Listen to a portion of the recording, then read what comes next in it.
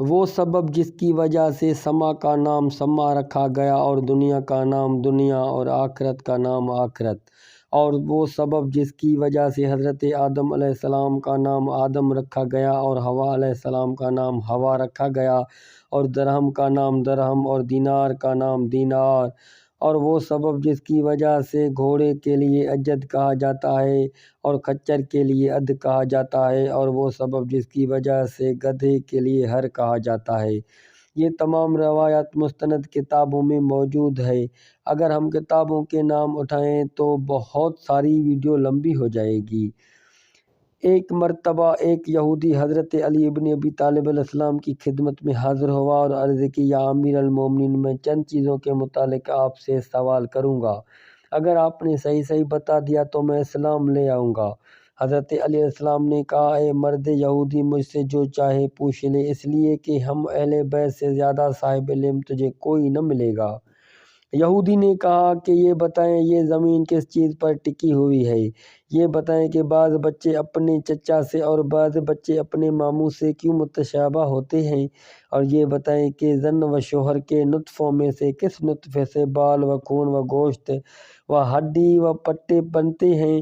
اور یہ بتائیں کہ سما کا نام سما اور دنیا کا نام دنیا اور آخرت کا نام آخرت اور آدم کا نام آدم اور حوا کا نام حوا، درہم کا نام درہم، دینار کا نام دینار کیوں ہے؟ اور گھوڑے کو اجد اور خچر کو اد اور گدھے کو ہر کیوں کہا جاتا ہے؟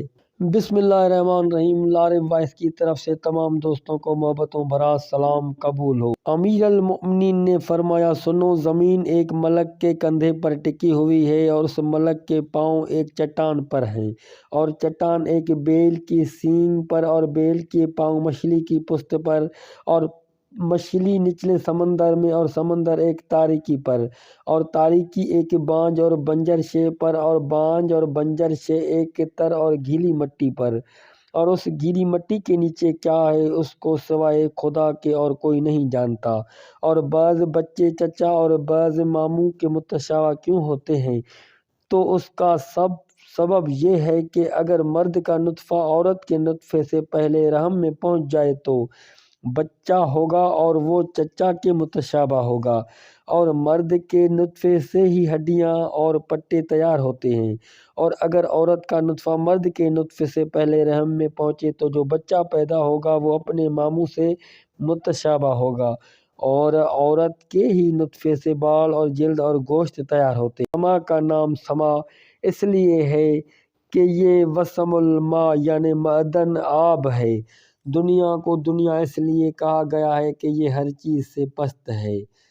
آخرت کو آخرت اس لیے کہا گیا ہے کہ اسی میں جزا و ثواب ملے گا۔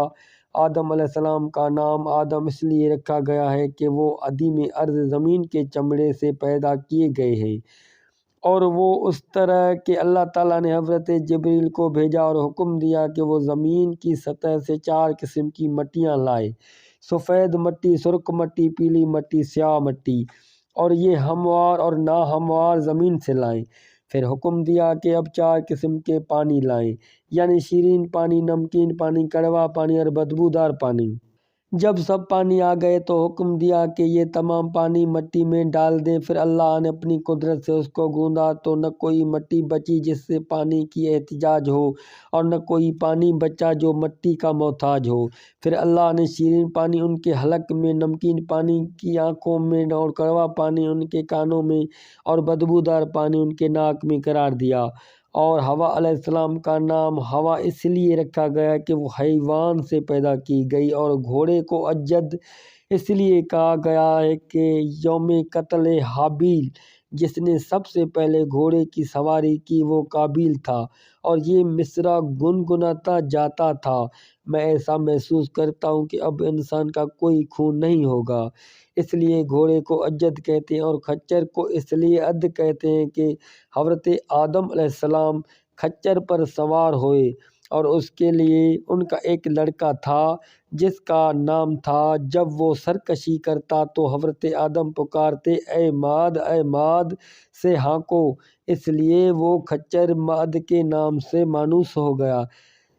تو لوگوں نے عد کی میم کو چھوڑا اور صرف عد کہنے لگے، اور گدھے کو ہر اس لیے کہا جاتا ہے کہ گدھے پر سب سے پہلی حضرت حوا علیہ السلام سوار ہوئی، اور اس لیے ان کے پاس ایک گدھی تھی جس پر سوار ہو کر وہ اپنے بیٹے حابیل کی قبر کی زیارت کے لیے جاتی تھی، اور درمیان میں کہتی جاتی تھی واہ را، اور جب وہ کہتی تھی تو گدھی چلنے لگتی تھی، اور چپ ہو جاتی تو گدھی سرکشی کرنے لگتی تھی۔